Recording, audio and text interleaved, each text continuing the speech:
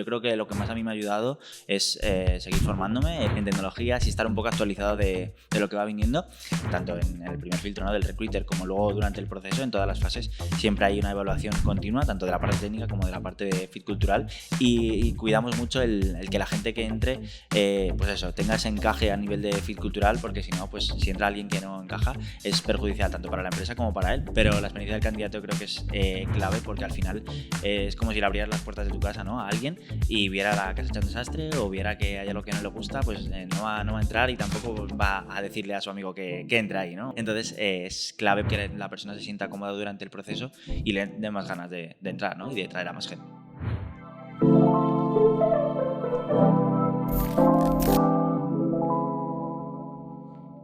Bienvenidos a otro capítulo más de Talent Podcast, un espacio que hemos creado en Viterbi para hablar con profesionales del sector de recursos humanos y entender un poco qué está pasando en el sector.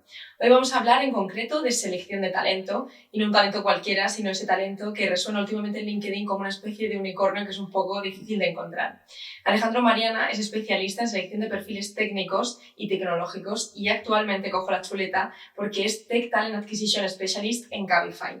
Además, se encarga de mejorar el employer branding de la marca. Alejandro, bienvenido, ¿cómo estás?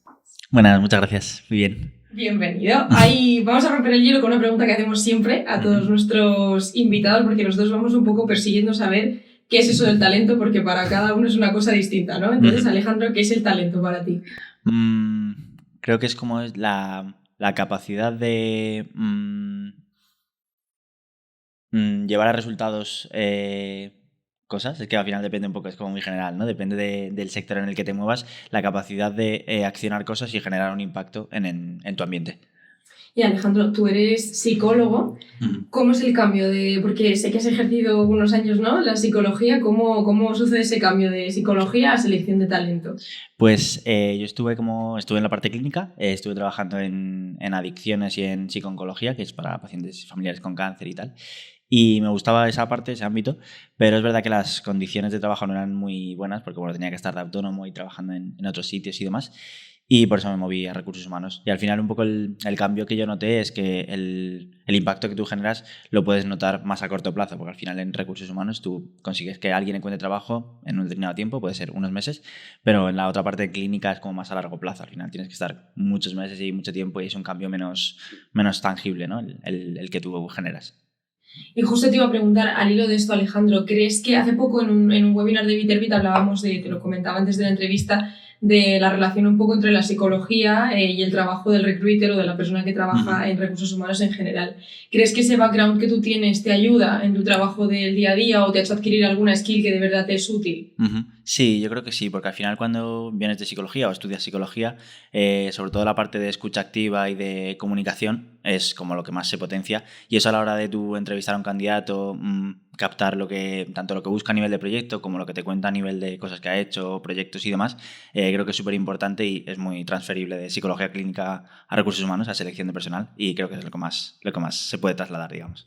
A mí me gustaría hablar también, Alejandro, porque evidentemente la parte de un seleccionador tiene una parte muy bonita en su trabajo, que es pues ver qué has hecho, ¿no?, que otra persona consiga trabajo o que una empresa consiga al perfil que está buscando. Pero yo quiero hablar también un poco de esa parte fea que tiene para ti como reclutador. ¿Cuáles son esos? Porque me imagino que al final cuando uno se dedica a selección pues hace un montón de entrevistas al día. ¿Cuáles son esas partes negativas del trabajo? Pues yo aquí igual estoy un poco más sesgado porque en IT pues tiene unas características concretas, ¿no? Pero una de las partes así más complicadas es contactar a mucha gente y que te contesten muy pocos. Al final tienes que trabajar mucho la tolerancia a la frustración y bueno, pues también un poco la parte de marketing, por así decirlo, ¿no?, de encontrar nuevas formas de vender una posición, de vender un proyecto para que al final te hagan caso. Y luego otra parte, que también es muy importante, la parte de hacer los descartes de rechazar a alguien, ¿no? Porque al final alguien ha dedicado tiempo y ilusión y yo que sé, hay veces yo intento no pensarlo mucho para distanciarme un poco, pero igual esa persona se lo ha contado a su entorno, está ilusionado con ese proceso, con ese proyecto, y el hecho de decirle, oye, pues estás descartado, pues sabe un poco mal. Pero bueno, yo al final ahí lo que hago es intentar darles como un aporte de valor dentro de ese rechazo, decirles, oye, pues en esta ocasión no, pero te ha faltado esto y esto, y si lo potencias, pues puede que en un futuro puedas conseguir un puesto aquí o para tu trayectoria en general. Y Alejandro, hay algo que a mí me interesa también, que es saber qué parte de pregunte, porque claro, al hacer tantas entrevistas al día, ¿no? Me imagino, al mes, al año, ¿qué parte de método tienen esas entrevistas y cuánto cabe de flexibilidad por tu parte como reclutador? Flexibilidad, cercanía con el candidato, ¿qué parte hay de cada uno? Pues no te sabría decir un porcentaje. Sí que hay como un guión, ¿no? Como un esqueleto para que no te dejes nada sin chequear, que al final lo que buscas es información para ver si la persona pues, es un fit o no para el puesto. Pero sí que tiene que haber flexibilidad y sobre todo yo lo que intento siempre hacer es como generar un ambiente pues, más de conversación, ¿no? Que no sea un interrogatorio, sino bueno, pues una conversación en que tú me cuentas un poco sobre ti, yo te cuento sobre la empresa y vemos si hay encaje. Pero es como que lo envuelve todo. Y luego el guión, bueno, pues tienes un cierto guión, pero tampoco es algo rígido porque si, por ejemplo, tú tienes una pregunta 1 y 2 y la persona te pregunta, o sea, te contesta a lo mejor a una pregunta que tú tienes después, pues tiras por ahí, no vas a ceñirte al guión 100% rígido porque eso al final generaría un ambiente un poco extraño. En tu trayectoria, Alejandro, como reclutador, ya después de haber sido psicólogo y demás, me imagino que habrás aprendido muchísimas cosas.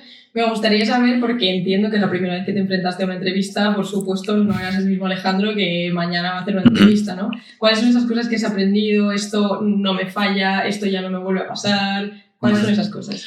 Pues aquí yo lo que he ido aprendiendo con el tiempo, bueno, centrado en la parte de IT, pues sobre todo la parte de tecnologías, ¿no? De saber dónde encaja cada pieza del lenguaje de programación y demás. Y luego así a nivel genérico en las entrevistas, entender que al final la otra persona puede estar más nerviosa que tú o cosas así, porque al final tú cuando empiezas a hacer entrevistas, yo me acuerdo que estaba hiper nervioso, no sabía muy bien por dónde tirar. Seguramente el candidato no se estaría imaginando que la persona que le estaba entrevistando estaba nerviosa. Claro, total. Y al final es, pues bueno, enfocarlo así, ¿no? Como una conversación en la que tú vas a intentar ayudar a la otra persona a encontrar un puesto de trabajo que le guste y hacer como un cambio de su vida mejor. Y ya está, enfocarlo de esa forma sin darle tanta importancia, ¿no? Que al final en nuestra cabeza nos generamos ahí unas situaciones que luego no son para tanto. Ahora que trabajas, Alejandro, en Cabify, me imagino que, bueno, y además dedicándote también al Employer Branding, me imagino que habrás visto, vamos, en primera persona la importancia que tiene, ¿no?, la marca empleadora a la hora de atraer talento. ¿Qué impacto real, qué podrías destacar tú, en qué se nota esto? Pues así como lo más tangible, digamos, lo más pragmático, es que la gente te escucha y la gente incluso viene a ti. Porque yo me acuerdo cuando estaba en agencia, que al final trabajaba para diferentes empresas, más pequeñas, más grandes, pero igual no tenían tanta marca, ¿no?, como Cabify. Y se nota un montón a la hora de tú abordar a un candidato que te dicen, pues te he escuchado porque es Cabify. A mí muchos me lo dicen de, joder, estoy solo en este proceso participando porque es Cabify y quería escuchar lo que me tenías que contar. Al final, tener una marca potente como empresa es como un imán de talento, ¿no? Lo que se suele decir, que atraes a la gente y es real, porque tú generas como una imagen hacia afuera de lo que hay dentro, ¿no? De ese ambiente, de esa cultura, y la gente quiere trabajar ahí. Y eso al final pues es un diamante porque no se consigue, todas las empresas lo tienen.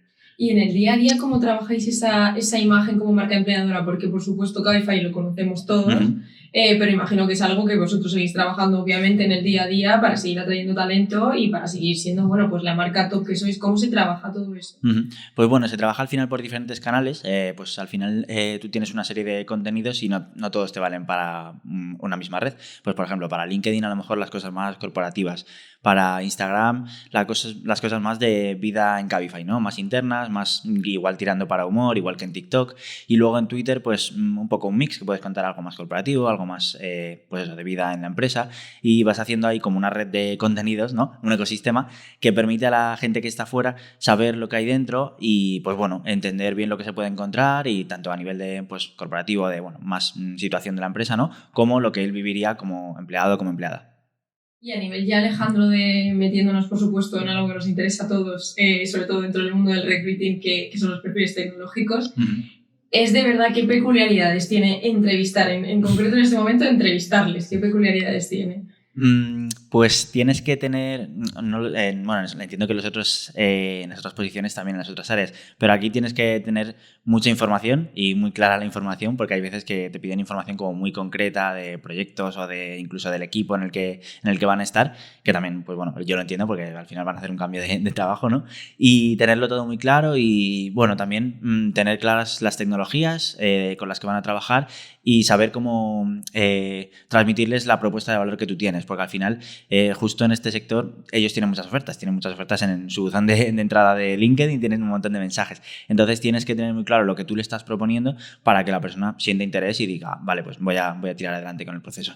¿Te ha pasado alguna vez, sobre todo en los inicios, de encontrarte con una persona que te está hablando? Porque claro, uno no es especialista tecnológico, ¿no? Cuando empieza a reclutar perfiles tecnológicos, entonces ¿te ha pasado alguna vez de encontrarte de, mira, no sé de qué me está hablando esta persona en este momento? Sí. Y es verdad que ese también es un miedo, digamos, que me he ido quitando, que al principio tú cuando empiezas dices, bueno, es que tengo que saber todo porque si no la otra persona lo va a notar y va a pensar que tal. Y con el tiempo he ido viendo que muchas veces, incluso a mí me ha pasado en muchas entrevistas, de decir, oye, es que esta tecnología no la conozco o esto no lo he escuchado, ¿me puedes explicar de qué se trata? Y ahí la gente pues te lo explica bien y tienen buenas formas y están abiertos como a enseñarte en cierto modo. O sea, que también perder el miedo, ¿no? A decir, oye, esto no lo sé, ¿me puedes explicar mejor de qué va? Y te lo explican bien. Ser honesto y tener una conversación de tú a tú, de mira, yo te estoy entrevistando, como sabes no soy especialista en tecnología, ¿no? Pero voy a... Qué bien. Y quería preguntarte también relacionado con esto, porque nos gusta, desde luego, la mayoría de nuestra audiencia son recruiters. Ajá. Entonces, me gustaría, hay muchos de los clientes, sobre todo los dos con los que trabajamos, son recruiters, de hecho, que acaban de empezar su carrera. ¿Cuáles son esos errores típicos que se cometen cuando uno empieza a reclutar?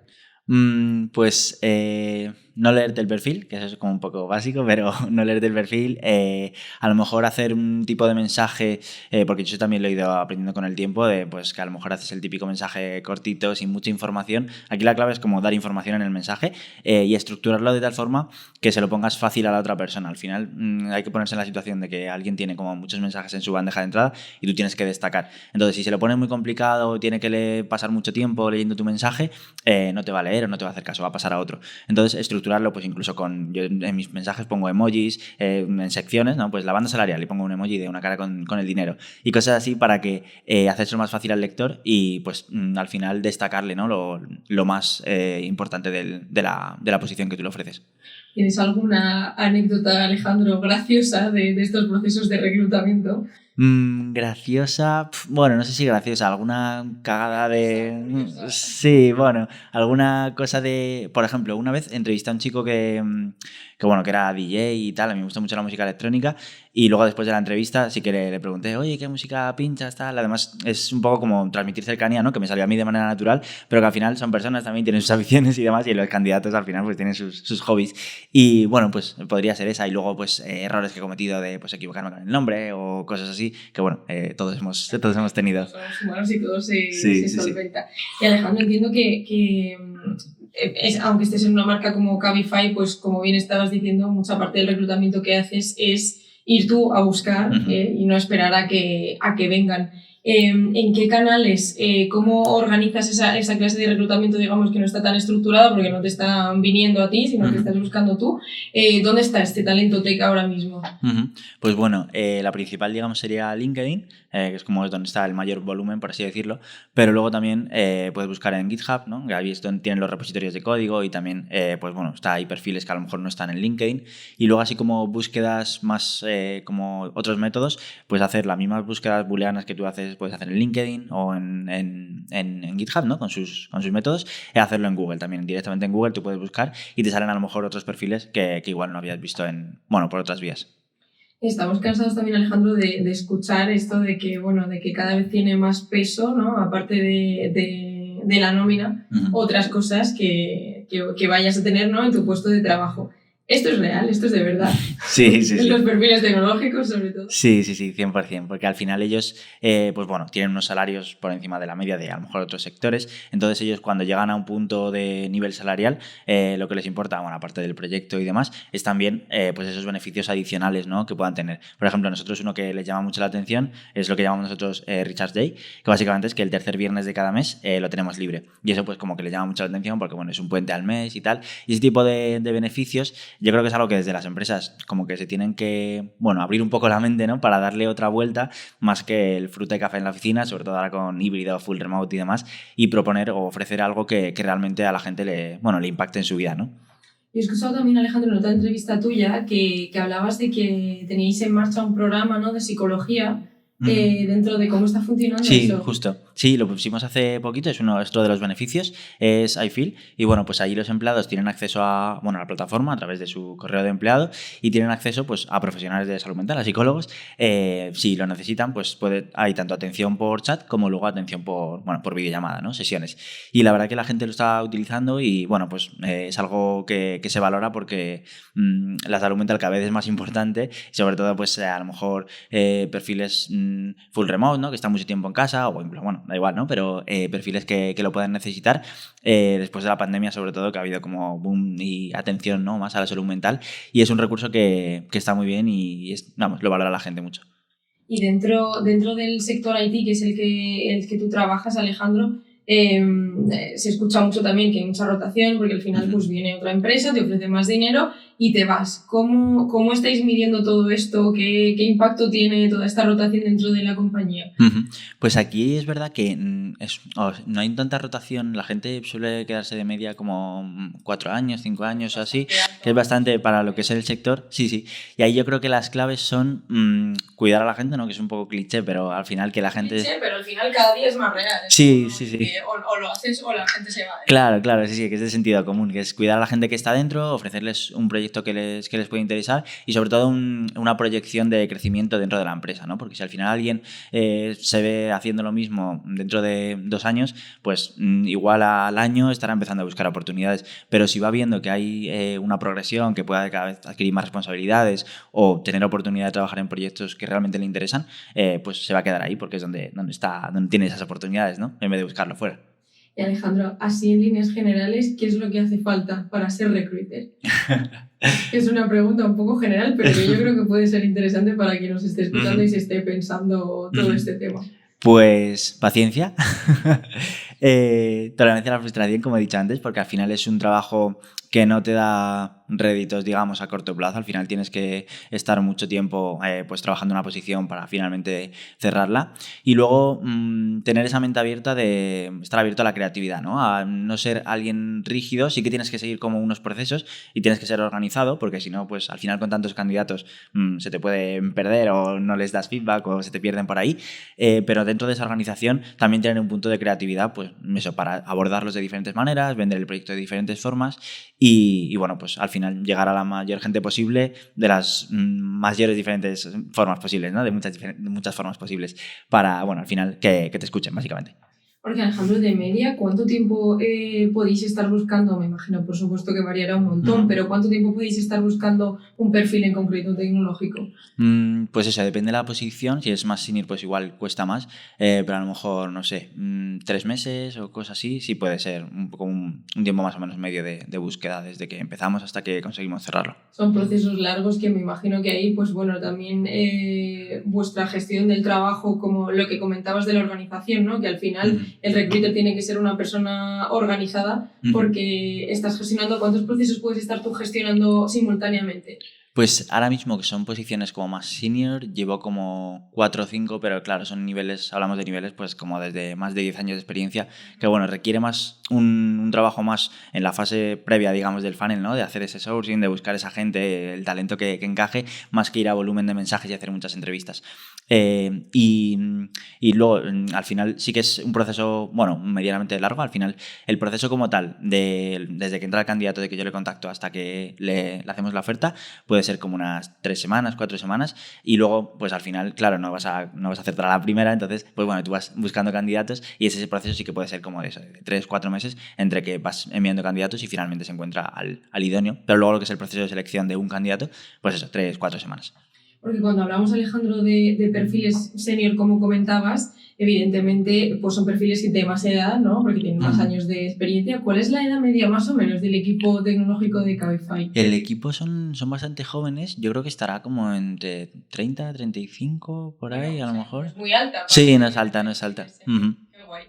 Me gustaría también, Alejandro, bueno, esto va relacionado ya con lo que has comentado antes, pero dar alguna clase de consejos también a las personas que estén empezando a iniciarse en todo este mundo del reclutamiento, que al final, pues bueno, es un mundo que es muy cambiante, precisamente porque ya se está empezando a poner un poco al mismo nivel, ¿no? El candidato y el reclutador en cuanto a que los candidatos ya tienen claras muchas cosas que buscan que a lo mejor antes no, ¿no? Como que se decía un poco sí a todo, dame trabajo y ya está. Sí. Y ahora como que se tiene mucha más conciencia, ¿no? De lo que uno busca.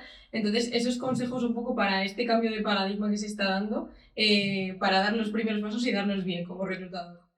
Pues creo que sería, bueno, dependiendo, bueno, igualmente, si estás en agencia o estás en cliente final, da lo mismo, intentar tener como una buena relación con el hiring manager, ¿no? Con la persona que te asigna, digamos, la posición e intentar entender, hacer un trabajo muy importante o muy profundo en la parte de, antes de empezar a buscar a la gente. Oye, necesitas esta posición, vale, ¿qué necesidades tienes? Me has mandado una lista de requisitos, pero ¿cuáles son realmente importantes? Porque muchas veces te mandan una lista de Reyes Magos, por así decirlo. O sea, incluir la flexibilidad ahí y el ser consciente de que, bueno, todo lo que te han pedido igual alguien no lo puede tener, pero puede valer para el puesto. Eso es, claro, que tengan esa flexibilidad de bueno, pues oye, igual esto no lo necesitas tanto, podemos encontrar un perfil que no lo tenga, pero y luego formarlo dentro, ese tipo de cosas.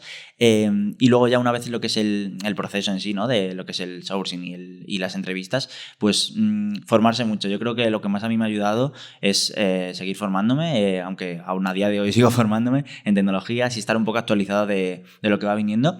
Y a mí me sirve mucho estar en contacto con desarrolladores, ya no solo en la empresa como tal, que obviamente ayuda, sino también en redes sociales. Yo, por ejemplo, en Twitter sigo un montón de desarrolladores y me permite estar al tanto de, bueno, lo que va pasando, lo que necesitan, debates a lo mejor que se crean entre ellos. Yo puedo entender bien, pues, qué es lo que más les duele, por así decirlo, en los procesos o en las ofertas o en general qué necesitan.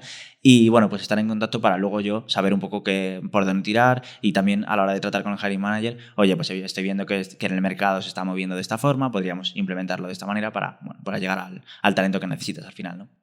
Y con esto que comentabas de la flexibilidad, ¿no? A la hora de contratar un perfil, también me gustaría saber un poco cómo hacéis ese balance entre que sea una persona que tenga todos los requisitos, ¿no? que buscáis y que a la vez encaje con la cultura de una compañía que al final de verdad se preocupa por su cultura empresarial y que entiendo que busca también que los perfiles que entren pues se alineen con ella. ¿Cómo es ese balance entre, oye, ese es el proyecto que hay, buscamos a alguien comprometido con él y que esté alineado con nuestros valores, pero por supuesto también que cumpla con los requisitos técnicos? Sí, pues aquí en Cabify están a la misma importancia. Al final, tanto la parte técnica, que obviamente la tiene que tener esa experiencia, como la parte de encaje con fit cultural. Entonces, durante tanto en el primer filtro, ¿no? del recruiter, como luego durante el proceso, en todas las fases, siempre hay una evaluación continua, tanto de la parte técnica como de la parte de fit cultural, pues bueno, para intentar preservar esa cultura que al final es también marca de empresa, ¿no? Que es lo que ha hecho grande a Cabify y lo que hace que la gente venga. Y cuidamos mucho el que la gente que entre, pues eso, tenga ese encaje a nivel de fit cultural, porque si no, pues si entra alguien que no encaja, es perjudicial tanto para la empresa como para él, porque no se va a encontrar a gusto y va a ser una pérdida de tiempo porque a corto plazo se va a terminar yendo. Entonces, pues bueno, sí que lo tenemos muy en cuenta a la misma importancia que la parte técnica. ¿Y cómo se puede medir un poco en las entrevistas, por ejemplo, o en los procesos de selección, cómo se puede medir el encaje cultural de un candidato con la empresa? Pues aquí nosotros tenemos como una serie de principios, ¿no? dentro de la empresa, que son públicos, los puedes ver por ahí por la web.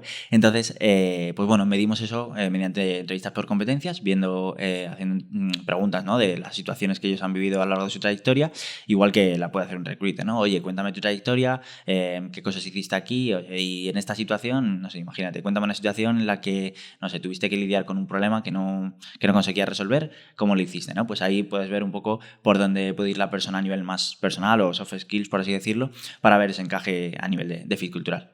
Quería preguntarle también a Alejandro por el tema de la diversidad, porque al final, por suerte, ¿no? Estamos viendo que cada vez es algo que preocupa más a las empresas y que de verdad intentan tomar acción con ello, no dejarlo solo, ¿no? Como la típica página de web, sino de verdad tomar acciones y entender que precisamente esa persona que es distinta a ti, ¿no? te puede aportar muchísimo. ¿Cómo trabajáis esto desde Cabify? Porque me consta que lo hacéis. Sí, pues al final, tanto desde la parte de reclutamiento, ¿no? intentamos pues hacer como un sourcing diverso buscando más allá, ¿no? Y luego también desde lo que es la parte de talent en general, tenemos diferentes iniciativas, tanto a nivel de diversidad de discapacidad funcional y ese tipo de cosas, como a nivel de diversidad de género y un poco todas las diversidades, para intentar llegar a, pues bueno, bueno, ese tipo de talento que a lo mejor puede ser como más reacio a aplicar o que, bueno, igual está un poco más escondido. Y bueno, pues intentamos hacer colaboraciones con diferentes organizaciones, tenemos mapeados eventos que a lo mejor puedan dirigirse a ese tipo de audiencias para intentar estar ahí y que nos vean y que sepan que estamos pro diversidad en Cabify. Y siguiendo también, Alejandro, con todos estos cambios de paradigma, nuevas tendencias y demás, ¿qué papel crees que está teniendo? Que evidentemente la respuesta es obvia, ¿no? Pero la digitalización dentro de todos los procesos de selección y dentro del área de recursos humanos en general, que al final, pues bueno, es algo que le está ayudando a dejar de ser operativa, ¿no? Y empezar a ser estratégica. ¿Cómo has vivido todo ese cambio en tus años de experiencia? Pues creo que al final ha sido como una aceleración, digamos, ¿no? de todo lo que conlleva la parte de recursos humanos, porque mediante esas herramientas al final lo que te permiten es ser más eficiente, ser más productivo y pues tienes una TS y tienes todos los candidatos ahí, luego tienes ChatGPT que te ayuda a diferentes tareas y creo que debemos verlo como un aliado, ¿no? Como un arma para ser más productivos y enfocarnos en lo que realmente importa. Si yo, por ejemplo, puedo tener una job description más o menos hecha con ChatGPT, obviamente dándole nuestro toque, y eso me permite tener más tiempo para hacer sourcing o hacer entrevistas, pues ese tiempo que gano, en lugar de tener que estar escribiendo una job description, que es importante, pero no genera tanto impacto como a lo mejor hacer más entrevistas, ¿no? ¿Crees que una mala experiencia dentro de un proceso de selección de verdad puede tener un impacto negativo en esa marca empleadora?